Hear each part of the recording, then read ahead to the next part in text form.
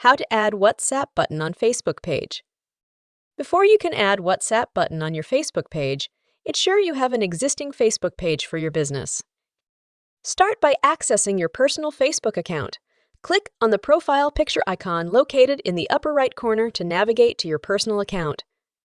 Next, look for the icon representing multiple pages near your profile. Clicking this will display both your profile and your pages. Choose the page to which you intend to add the WhatsApp button. Once on your selected page, click the icon in the top right corner once more to proceed, then select the option to see your page.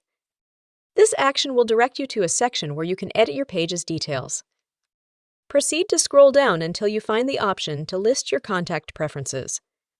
Here, input your WhatsApp business number and select the option to send a code to WhatsApp to verify your identity. Following these steps, you'll be guided through the process to add the WhatsApp icon by following the next instructions. If you found this tutorial helpful, please leave a like, share, and subscribe for more videos like this.